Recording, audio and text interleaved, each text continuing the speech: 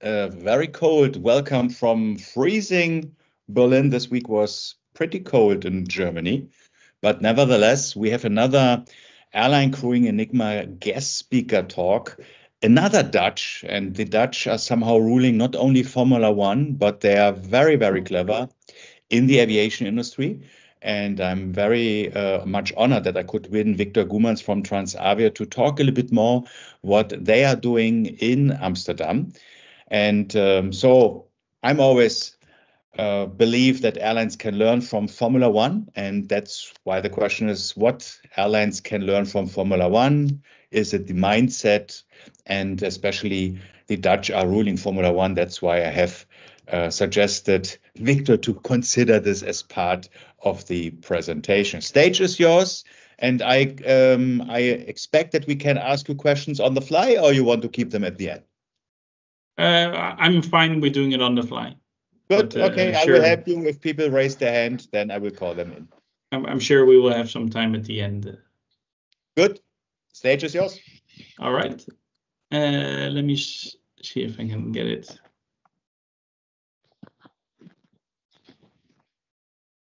Going. Yes.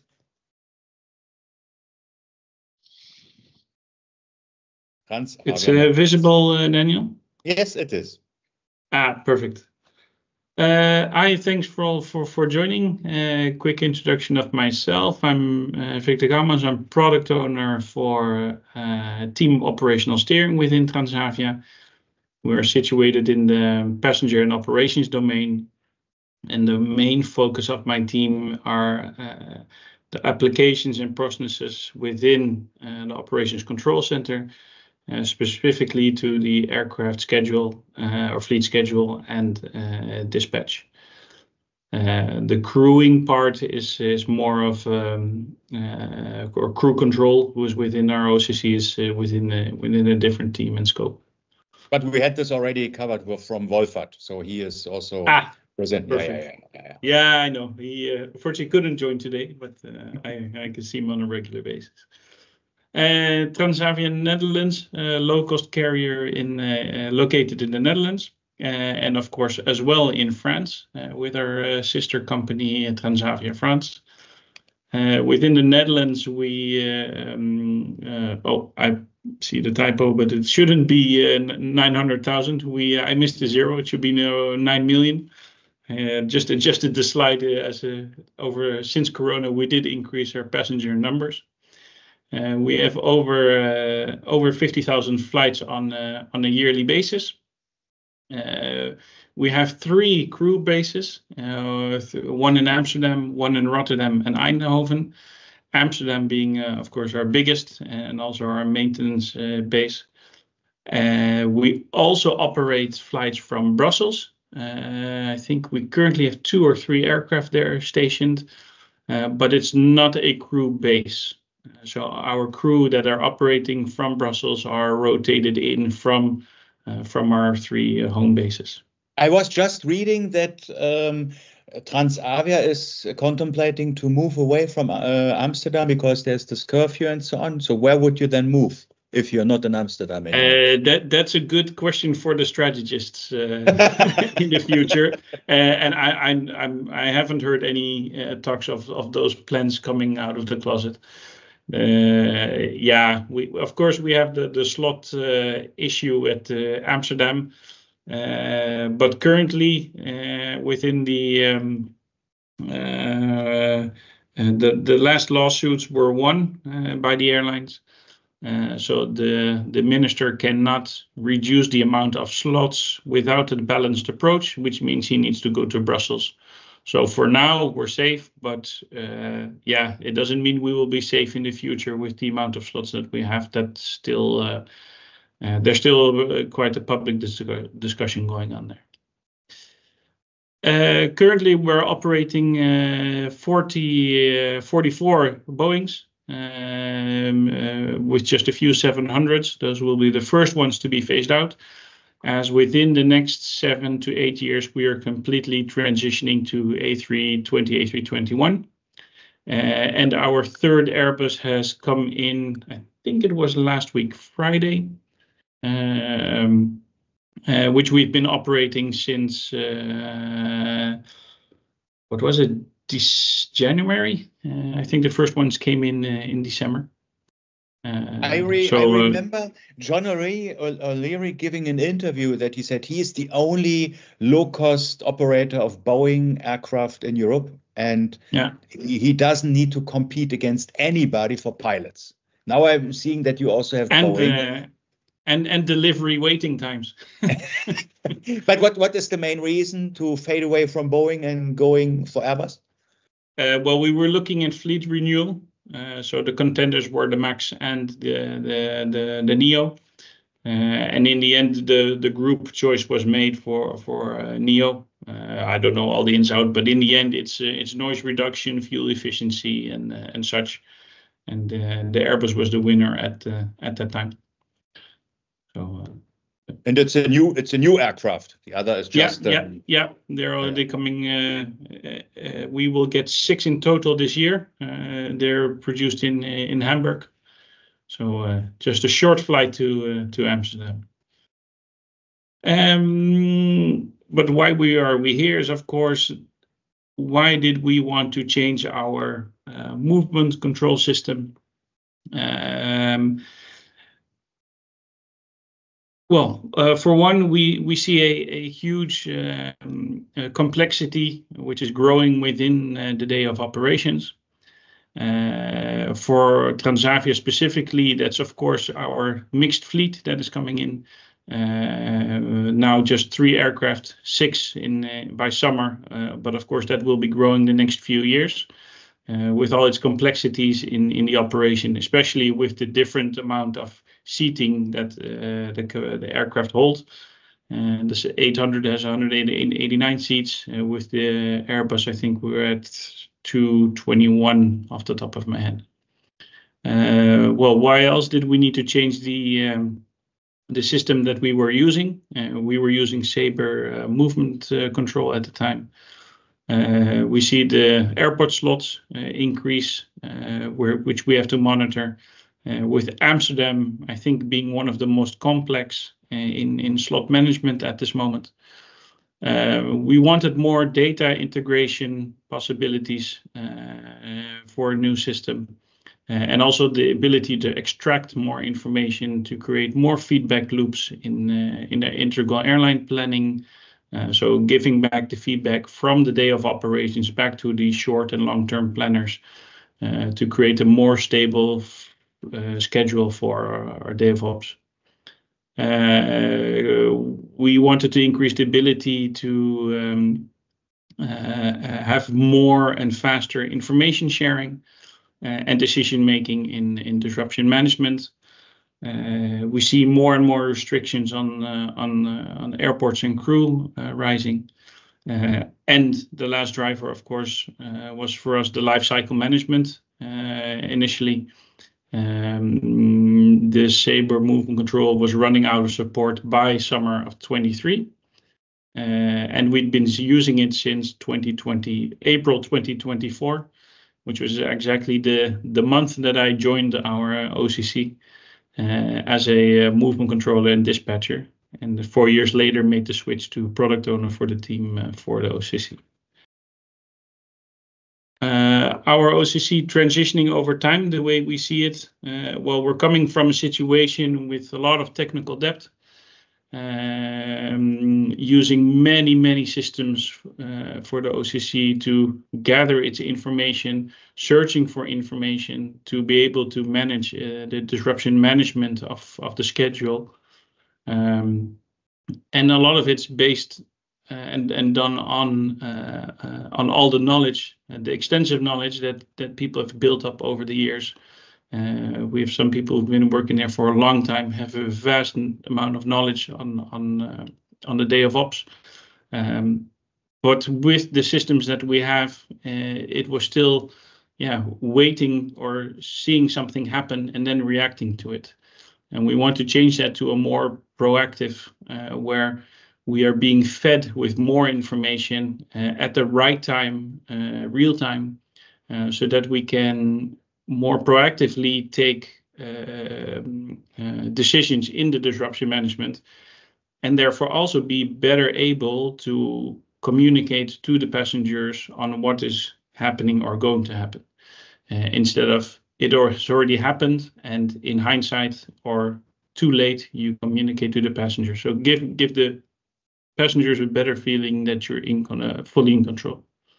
And then of course the long-term vision is predictive, but that's with the systems we're at, AI has sort of opened the door for that peek into the future. What could we do with predictability? But before we even touch that, we need a lot more data integrations before you can look at any such kind of tooling that we would want to go to predictive. So that's far future ahead. What we'd identified with being more proactive on the integrations was that in movement control we only had 6 data integrations. Later I'll tell a little bit more, but of course with the IBS we identified at least 17 automated data flows that we could incorporate, and 13 that we had as well. 17 automated, no, I should say it correctly. 17 were automated based on the systems that we were using, which we could automate flows towards IBS. IBS could handle more. Or iFlight Ops, I should say. And we identified 13 more, which would need some adjustment or development on our side or third party to be able to manage that flow towards the system. And we would use it also for real-time data streaming towards data warehouse. For what I mentioned earlier, the feedback loops. Data warehouse is now receiving real-time data from day of operations, which could be used in dashboarding.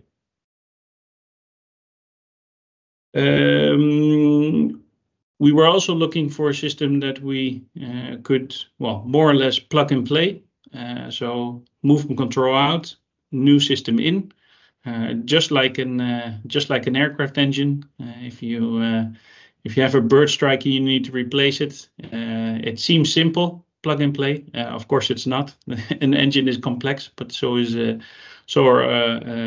all the integrations we have with an ops system. To be able to do that, and to be able to do that in the timeline that we did, which I'll share later, we had already set our sights to get movement control, which we had to stand alone in our IT landscape. That started over, I think, 6 years ago when I joined the team. We had already set a long-term vision where we wanted to change the ops system. But to be able to do that, I wanted to make an independent market choice and not be vendor locked. And it had to be sort of a plug and play, which meant that we had to do a lot of technical debt removal. We had to get a lot of systems independently plugged in through sort of what we call the middleware layer. We use TIBCO for that in ESB, which allows us that if a system is replaced, other systems should not be affected. They should pretty much continue working on as they were used. They should not notice the difference. So that's what we had set out in the years before that. Well, Corona came, that sort of put looking for a new system in on a pause button, because the budgets were gone. But then later on in 2001, we launched again the project to replace our movement control system. A little bit about the project team. I'm on the left, I'm the product owner. We work in Agile Scrum teams. So I have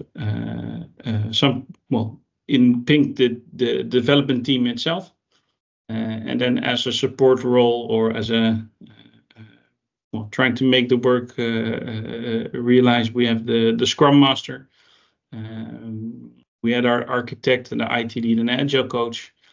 And of course, what was really important for us as well is to have the business along as well. We did not want to have it as an IT project, throw it over the hedge, good luck, OCC. You're in the lead now. But it was really a collaboration between business and IT. In the end, we did it in the entire implementation in 6 months, just under 6 months, which was quite a big achievement, I think, for both IBS and us as an airline as well. I've seen many projects around me take a lot longer time. I think some of the keys to success was there's a lot of information or a lot of knowledge within my team. Over 50% of my team had been together for the past 5-6 years, as well as the business as well. Of course, we started the process with a market scan, did an RFI and RFP, gathering all the business requirements, the IT requirements. We had set up demos with different vendors, and to really get, from a business perspective, a good baseline and feeling for how did each system manage different scenarios. We created real-world scenarios that happened in the OCC, and we gave each vendor exactly the same scenarios to see, okay, instead of us telling how Transavia managed a disruption, how does the system intend to manage the disruption? So that really gave us a good understanding of what the philosophy behind the system was, how it is supposed to be used, and also challenged us to think about, well, if the system uses it is supposed to be used in a certain way, how does that require us to change our business processes?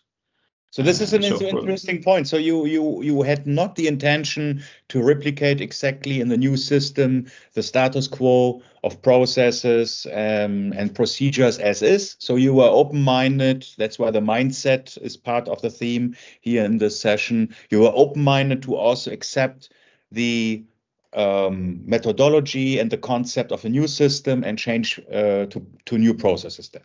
Yeah, that's correct. And initially for the MVP to be able to go live as quickly as we did choose sort of an as is over situation.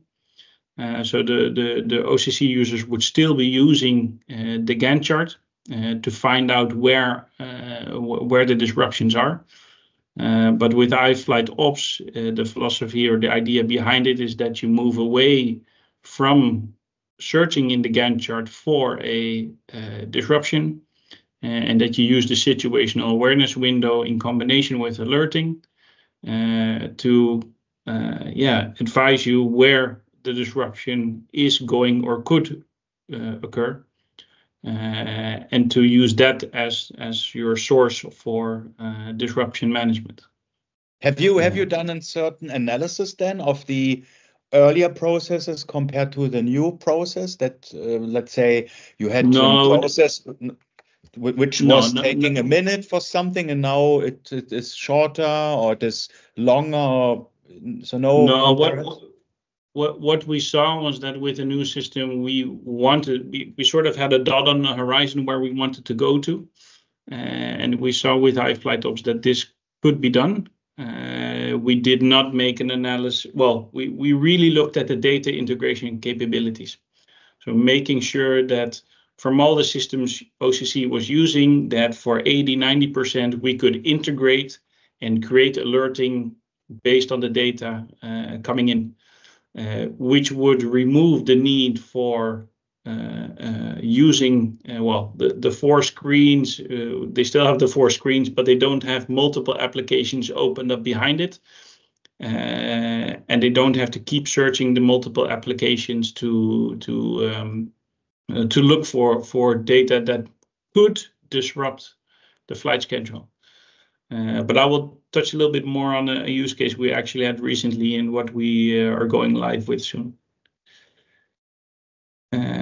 So in the end, we implemented in 6 months, not without challenges, but those are also, I will touch that later. So the total project took about 1.5 years from starting on the market scan to the actual go live. But once we signed the contract with IBS, it took us only 6 months to implement. I think perhaps the unfair advantage we had there was we went very lightweight. Movement control, which we used to have, was not used to its max ability, which allowed us that we did not need any customization. I think that was the unfair advantage we had. But on the other side, I think the trust in collaboration was very high, and the relative speed and agility we could use was quite quick. Also, that we had the OCC users for parts of the project rostered out from their 24/7 shifts to be full-time on the project as well. We went live on the night of 11th to 12th of April last year, so that's a little over a year ago, and it was actually quite, we had built up to that moment, and then in the middle of the night we had cut off the connections from the old system, connected the new system. We asked the OCC to swap 2 registrations at Amsterdam to verify that the registration swap would go throughout all the systems. And actually, our head of the domain, Evert, he was there during the go live in the middle of the night at 2 a.m. and was looking on his Schiphol Airport app, and actually saw the change go through instantly. I think within 10 seconds, the data reached the airport systems and was back on his mobile, and that was really a little bit of a hurrah moment. Knowing that all the connections worked, knowing all the systems worked, and then we said, and then what? Operations hadn't started running yet. They would only be running in the winter a few hours later. And then it was just going into hypercare, hyper monitoring. So it was a really high build up, and then all of a sudden, okay, and now we're live. And now we just have to wait for the first aircraft to depart. So that was sort of a surreal feeling at that moment. But all in all, a great and a successful launch with. I think in the weeks after that, no big incidents, no outages. Minor tweaks here and there, but nothing too serious. You were mentioning earlier that the philosophy is going away from the Gantt and working more on the situational awareness window. I meet everywhere in the world Gantt chart addicts, and when I'm telling that the Gantt chart is a project management data provision and it's not the best way of providing information under stress, people cannot believe to work without a Gantt chart. And how was the reaction from the ops controllers of Transavia on this concept? Were they totally open? Were they reluctant for that? They need to be convinced. How was it? Because they were not used to work without a Gantt chart in the past. I think it was very different. I mean, there was quite a difference within the OCC. We went live, of course, with the MVP that they would still use the Gantt chart the way that they were using it in movement control, just to help transition it from one system to another. Small and bits different way of working. We didn't want the impact to be too big, and because then there's always a possibility of rejection and not accepting the system. I also remember it was still in the RFP phase that one of the ops controllers said, but I really enjoy looking at the Gantt chart and searching for the problems. I think the difficulty in that part, he actually joined the project team and helped implement it, so that was a good success. But if you, I'm not sure where to go to. If you can get the most criticals on board, then you've already taken a big step in your winnings toward the future. What we've set out is that MVP launch is use the Gantt chart. and then slowly transition there with the OCC. So build out the alerting, build out the use, build out the situational awareness windows, which, well, we last summer, with all the hecticness we had, we didn't spend too much time on that. But currently we have a super user group with 2 duty managers, a couple of ops controllers, ground service controller, various stakeholders. And from that super user group, we work together with them on alerting and building it up step by step. And that way we transition together with OCC instead of we turn on all the alerting and they get completely flabbergasted with all the possibilities. So this way it grows organically, and it's not the IT team turning on alerts and handing it over to the OCC. It's actually the collaboration with the OCC, and that within the super user group, they are also the ones to communicate within the OCC. I think that is key to the acceptance part of the transition that we're in. Does it go fast enough? I would like it to go faster. We face some difficulties with rostering people out, people leaving, people having to be trained again. So we're figuring our way how we could better enhance that. But at least the ownership is there within the OCC from the users group perspective. Yeah. And you had then the role of change manager, or was there a specific change manager also in place, or was you in fact the as product owner the change manager?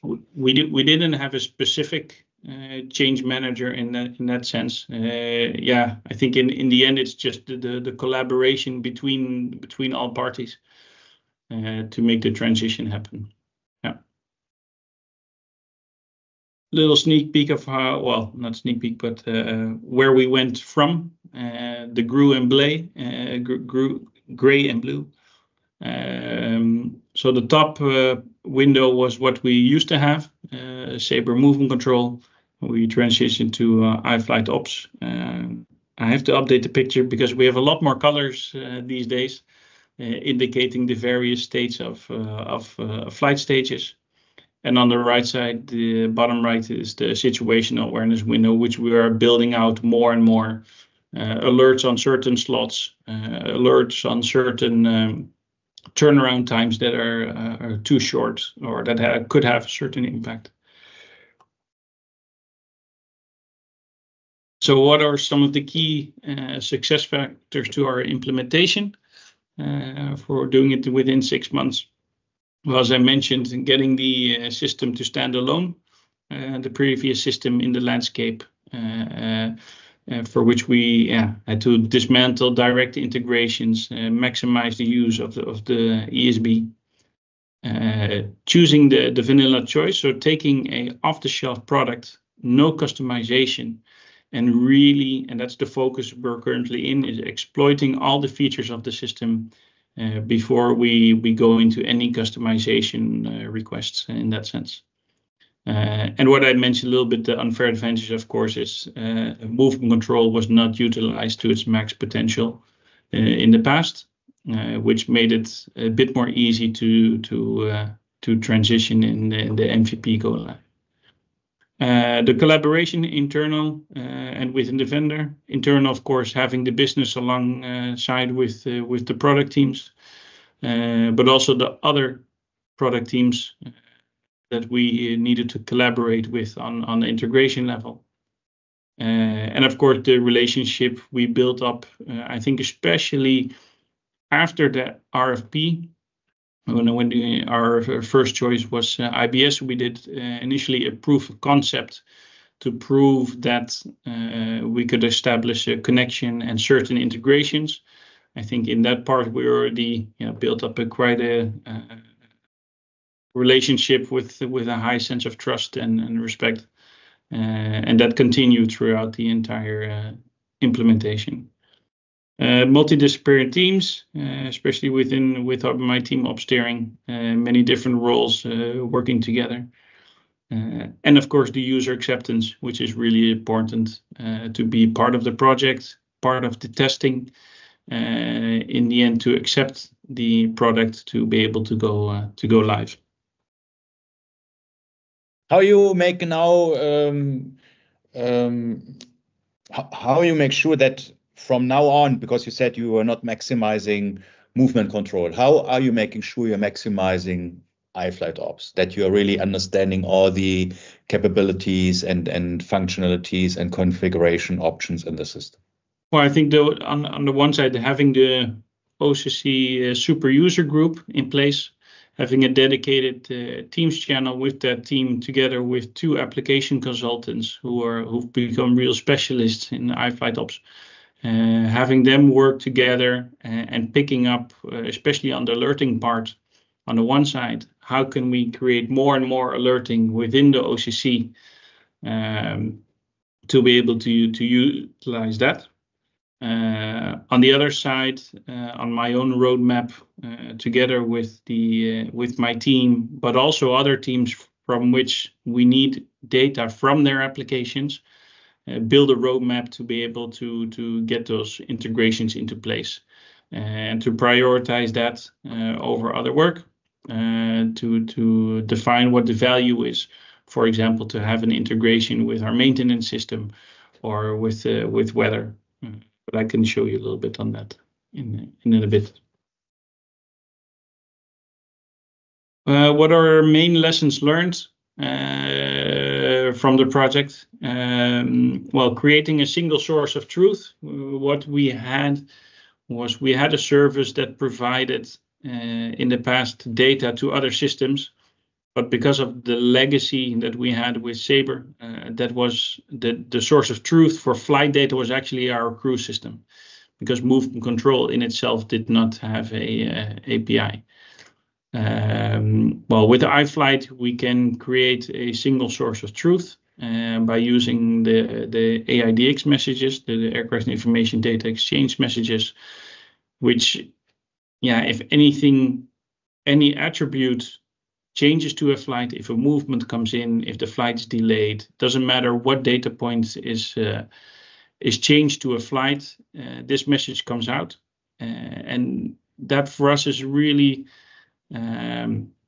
initially a different thought process, and understanding all of those messages, that took us quite a bit of time. That's also where the difficulty lied for us in the implementation, because a lot of customized systems within our customer service or other parts of the organization, our data warehouse, the logic of understanding the data coming out of movement control was based on how that system was sending it. And IBS, of course, still IATA compliant, but it did it in a different way. I have a quick example. If we would cancel a return flight from Amsterdam to Barcelona because of lack of aircraft or crew, movement control would send out 2 separate cancellation messages, one for the outbound flight and one for the inbound flight.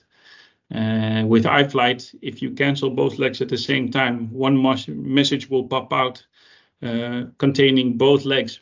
Now our customer service systems and data warehouse did not have that kind of logic.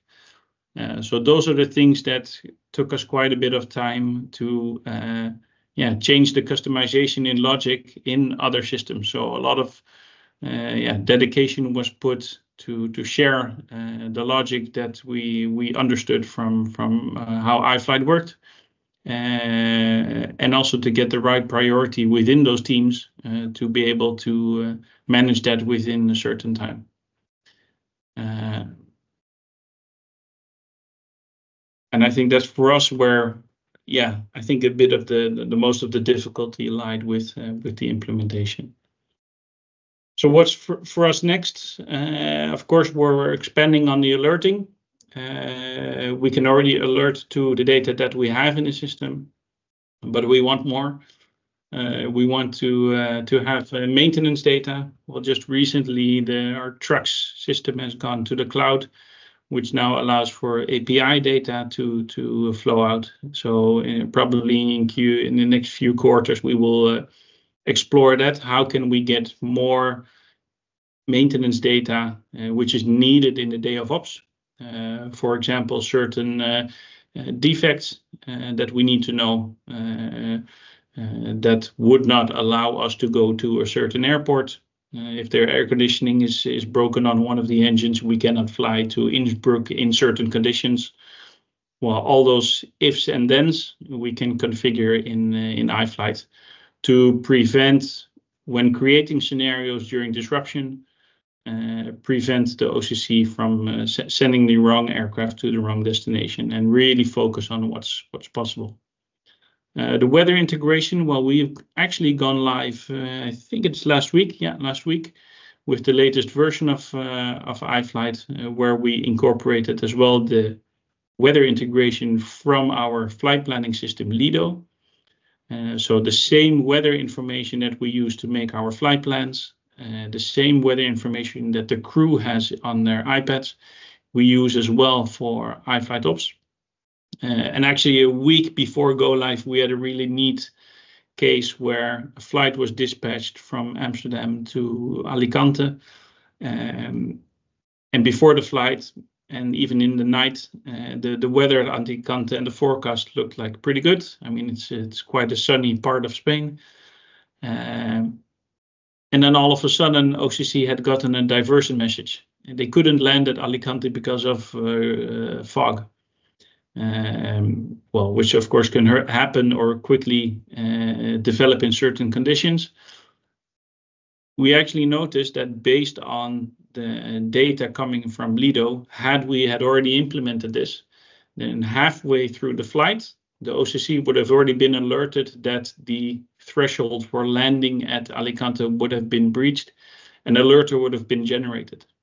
So now we were confronted with a diversion when it was already happening, because the ACARS was automatically sent when the crew selects a different destination. But had we had this alerting already in place, we would have been able to, midway through the flight, hey, we see that there's fog. Okay, what are the predictions? You can already communicate through ACARS or other means with the crew to come up with a plan. We could, if we were going to divert, already safeguard the flights behind it, especially if there are crew duty limited flights. We have some crew duty critical flights with maybe a half hour of margin at the end of their duty. Well, those flights we could already safeguard on a spare aircraft. We could already have a gate assigned to it. We could already tow it. Everything can be much more upfront to better safeguard the rest of the schedule. So it's cool that we have that now. We start out with alerting at our home bases and some frequent destinations, learn from how the alerting works, and then build up upon that to the rest of our destinations. We were able to send free text ACARS messages from iFlight towards cockpit. We hope to use it to manage a better way our airport slots, especially for Amsterdam. Integrate more with passenger information, so certain code share or SSR codes, so that we know that could be of certain consequences for passengers. If we have a flight with a lot of wheelchairs and we have to swap aircraft, you might not make that decision. You might choose to swap a different flight. So those are just a few of the things that we're picking up as we speak, but there's a lot more for us to pick up. And the link to Formula One, I guess the implementation speed of 6 months. I know Formula One is measured in milliseconds, but I think a big IT project. I would compare it with a pit stop. So I would say this is like you bring the car in, you change the IT system, and you bring the car out. So that's why I think because you are having perfect processes in place, you have well trained people, and you had technology in place. And now you have optimized things amongst these three. So that's why I think very fast, and I would say world record holder in implementing an ops system. Yeah, I mean, and through this, we've also been able to remove some systems. So that's well, in the end, I think the biggest advantage also for OCC and our vision that they should only go to just a few systems and not need the 20, 30 different sources that they have to manage their disruption. I think that's the biggest gain with using iFlight Ops, that we have this ability to integrate, although the road is still long because it requires resources and attention, and we also need to do other things. But we have the road ahead to pick up. That's it for what I have. Thank you, Victor. This is very insightful. Are there questions from the audience? And maybe you stop screen sharing that we can see all the other colleagues as well. Dennis, you raised your hand. Hi, Victor. How are you? Hi. Good day. Hi. Don't think we've met before, but I used to work in the OCC of Cathay Pacific, so I know a lot about what you've just introduced. You mentioned, just one very quick question. So you mentioned the use of alerts, and you said you wanted the guys in the OCC or you wanted to introduce more alerts, and you just gave an example on the weather. What other areas are you looking at? Well, for one, it's I think NOTAM is one of our next ones. After the use case of the weather, a week later we had a flight to a station where there was an issue with the fire department, so the RFF category was downgraded and we could not land. Also, this crew found out when turning on the ATIS just before landing, which is quite late. We noticed in the timestamps of the NOTAM, again, it was just short. It was sent out just after our takeoff. So you could already be then more proactive on what to do. We plan our flights based on the alternates are planned on what is most convenient fuel-wise, so which uses the minimum amount of fuel, because that just saves us a lot of money and fuel burn and CO2 on a yearly basis. But commercially or passenger-wise, that alternate might not always be the best choice. So if we notice that NOTAM already during the flight, then we can already make our best decision possible at that time to divert to a station where we could bus the passengers or continue further. So NOTAM is definitely next on our list, and maintenance is up for grabs in Q3 because of all the different restrictions. And well, all the aircraft look the same, but some have dual HF radios, some have different engine settings. We have quite a bit of, especially in the summer and winter, we have quite a bit of category C airports where we have a lot of performance requirements, which in certain conditions only a few of our aircraft can take upon them with high takeoff weights. So we have quite a complex fleet distribution of characteristics, and that's where it's to manage all those different aircraft differences in combination with our schedule and restrictions. That's something where we see a lot of benefit in alerting, but also when creating scenarios to speed up the process in disruption management. Understood. Yeah. So I think in terms of maintenance, because I also in my previous role, used to use the Sabre system as well. So when you migrated to iFlight Ops, you didn't migrate the maintenance or the engineering related alerts, or you just didn't use them in the Sabre system? No, they were not used in the Sabre system. No, it was if we would use maybe 20% of the system the way it was designed, it would have been a lot. So that's where I also say that for us, it was the unfair advantage of implementing so quickly is that our MVP could be very lightweight if you compare it to how we used movement control at that time. Yeah. Okay. Now it makes sense. Just to comment on the NOTAMs. I mean, it's going to be an extremely big task because NOTAMs can come with mistakes. So if the NOTAM itself has a mistake, then the system can't read it and you miss it. So, good luck with that. and what we're trying to figure out is where do we want to put the focus? So on route NOTAMs, we will not focus on. We will merely focus on airport NOTAMs. And do you want to try to showcase the entire? I understand exactly what you mean. So we have to see how we make that work. But that's definitely a challenge. Yeah, I think all the airlines in the world are trying to figure that out too. Rather than having a lot of people just reading tens of thousands of NOTAMs a day. Yeah, and I think there we really have to filter out what is most important. So, for example, the RFF category. That's something we want to know. Is there another crane erected or fireworks somewhere in the area? Yeah, don't care. Yeah. All right. Thanks very much, Victor. You're welcome. Any other question from the audience? Potentially everybody is blown away from your presentation.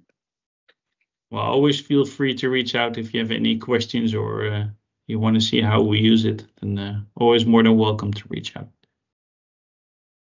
So then, thank you very much, Victor. I think this was very insightful, and I always appreciate the Dutch approach in things, very direct, very spot on, and very well prepared.